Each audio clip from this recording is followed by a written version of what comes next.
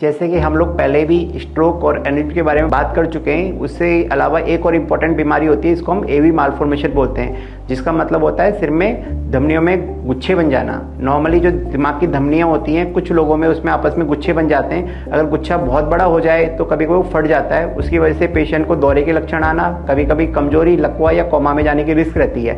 अगर किसी भी पेशेंट को एवी मालफॉर्मेशन डायग्नोज हो जाता है और एक बार वो फट जाता है, तो उसमें जो ट्रीटमेंट ऑप्शंस होते हैं, या तो उसको हम सर्जरी से एक्सरसाइज कर देते हैं, मतलब काट के निकाल देते हैं, या फिर उसमें हम लोग गोंद डाल के उसको बंद कर देते हैं, और कभी कभी उसमें रेडियो सर्जरी करके उसको भी सुखा सकते हैं। नॉर्मली अगर एंड्रीन बहुत छोटा है तो उसमें गोंद के माध्यम से उसको बंद किया जा सकता है। स्पेशली एवी मालफॉर्मेशन में सबसे इंपॉर्टेंट चीज है कि अपने को टाइमली डायग्नोज हो जाए। अगर किसी भी पेशेंट्स को कोई भी ब्रेन हेमरेज हुआ है, स्पेशली यंग एज में, और जहां जिस पेशेंट को अगर परमानेंट सिरदर्द रह रहा है और कोई बीपी वगैरह की शिकायत नहीं है, उन वाले केसेज में एवी मालफॉर्मेशन होने की रिस्क रह सकती है। अगर एवी मालफॉर्मेशन डायग्नोज होता है तो नॉर्मली हम लोग सेरेब्रल एंजियोग्राफी करते हैं, जिसको सेरेब्रल डीएसए बोलते हैं। अगर उसमें एवीएम की पूरी जानकारी जुटाने के बाद में फिर डिसाइड करते हैं कि आगे का क्या ट्रीटमेंट प्लान करना है। अगर एवी मालफॉर्मेशन छोटा है या उसमें एम्बुलाइजेशन करने की संभावना रहती है, तो उसको हम गोंद के माध्यम से बंद कर देते हैं, और इस प्रोसेस को हम लोग एम्बुलाइजेशन बोलते हैं। ये सारी फैसिलिटीज अब जयपुर में भी उपलब्ध हैं। अगर किसी पेशेंट्स को इस तरह से कोई जानकारी चाहिए तो वो संपर्क कर सकते हैं।